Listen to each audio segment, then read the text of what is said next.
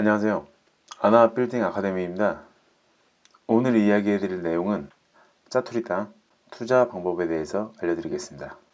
한 가지 명심해야 할 점은 제 오늘 강의는 실제 투자자분들께서 움직였던 실화를 바탕으로 만들었으니 집중해서 들어주시기 바랍니다. 짜투리 땅이라고 하면 일단 크지 않은 꼬마 빌딩이나 토지를 이야기합니다. 최근 협소주택이 인기가 많아지면서 짜투리 땅을 투자해야 돈을 번다는 생각을 많이 하시더라고요. 그리고 여러 부동산에서도 짜투리 땅이다 라고 하면 일단 좋은 토지와 건물인 줄로 착각하는 경우도 있습니다. 짜투리 땅은 좋은 점과 나쁜 점이 공존한다고 볼 수 있죠. 그런 의미에서는 양날의 검과 같다 라고 보시면 될 것 같습니다.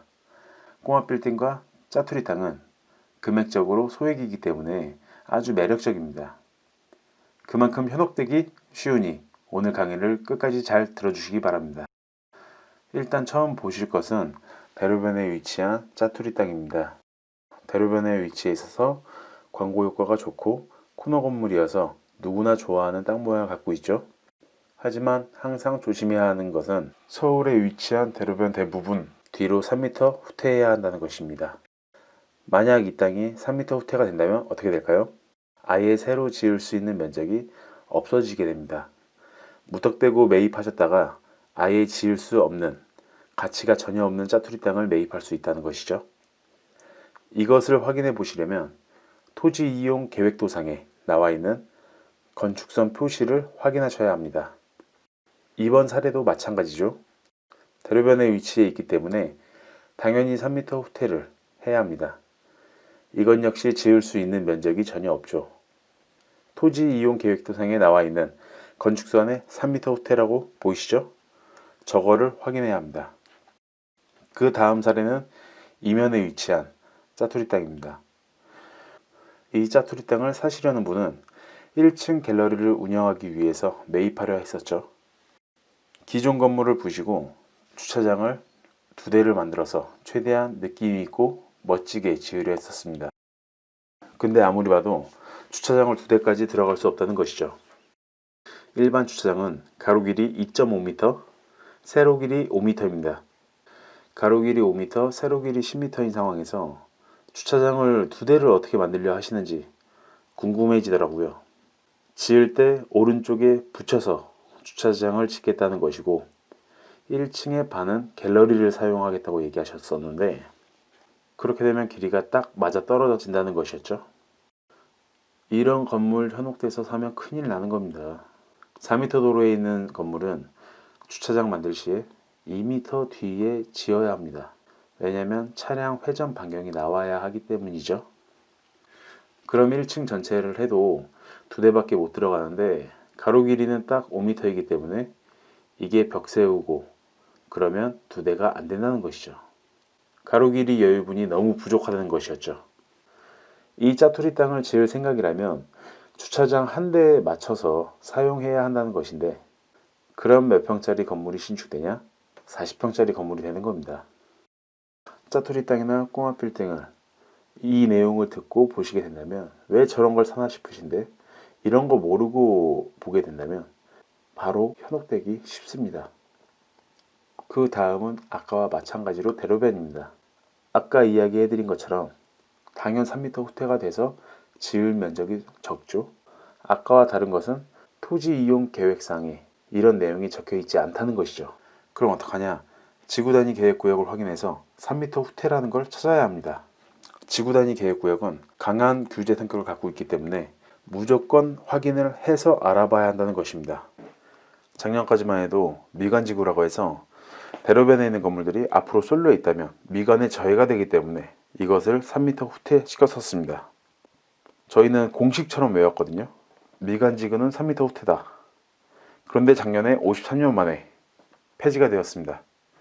90% 이상 미관지구를 폐지시켰지만 건축선 3m 후퇴는 개방감을 위해서 유지시키기로 되었습니다. 옛날에 지은 건물들은 3m 후퇴를 안 한 건물들이 많은데요.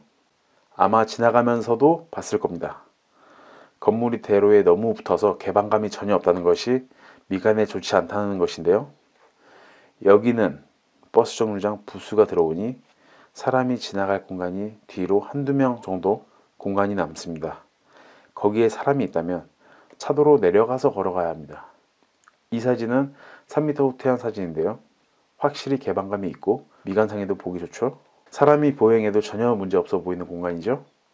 만약 이렇게 후퇴하지 않은 건물을 사서 짓는다고 생각해 보자고요. 아주 보기 좋게 이미 후퇴된 건물과 후퇴하지 않은 건물이 딱 있네요. 빨간 부분만큼은 신축 시에 철거해야 합니다. 왜냐? 3m 후퇴해야 하기 때문입니다. 그렇다고 저렇게 있는 건물이 다 나쁜 건물이라고 할 수는 없습니다. 이런 오래된 건물일 경우 건폐율이 90에서 100% 되는 건물들이 많기 때문에 건폐율과 용적률을 확인해 보셔야 합니다. 이 건물 같은 경우 건폐율이 95%고 용적률이 489%입니다. 이런 건물들은 건물의 가치가 높기 때문에 오히려 신축하면 안 되는 건물이고 이대로 건물을 리모델링하면서 유지해야 하는 건물입니다. 이 건물도 마찬가지입니다. 건폐율 85%에 용적률 353%. 건물의 가치가 높기 때문에 리모델링으로만 유지하시는 게 가장 좋습니다. 이 건물은 신기하게 건폐율이 103%네요. 3%가 어디서 생겼는지 모르겠습니다. 이 건물 매입하시면 절대 실직하지 마시고 건물주 변경되었다는 소문 안 나게 조용히 지내셔야 합니다. 왜냐면 이거 남의 토지 넘어간 건물인 것 같아요. 그렇게 되면 피해를 본 옆 토지 소유주가 가만히 있지는 않겠죠? 용적률도 308%이기 때문에 가치가 높은 빌딩이니 유지하시는 게 오히려 더 이득일 것 같습니다. 위에 세 가지는 좋은 짜투리 땅에 있는 꼬마 빌딩들이고 마지막 이 건물은 건폐율 78%에 용적률 78%. 이런 건 조금 생각을 해야 합니다.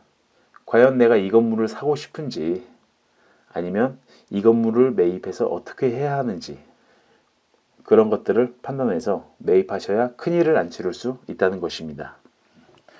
오늘 짜투리 땅 투자 내용을 정리해보자면 첫 번째, 대로변 투자 시 3m 후퇴를 기억해서 토지 이용 계획대로 확인해야 한다는 것. 두 번째, 건축물 대장의 건폐율과 용적률을 꼭 확인해서 못 지어도 현재 건물 가치가 높고 낮은지를 판단해야 한다는 것이죠. 이 두 가지 꼭 명심하셔야 합니다.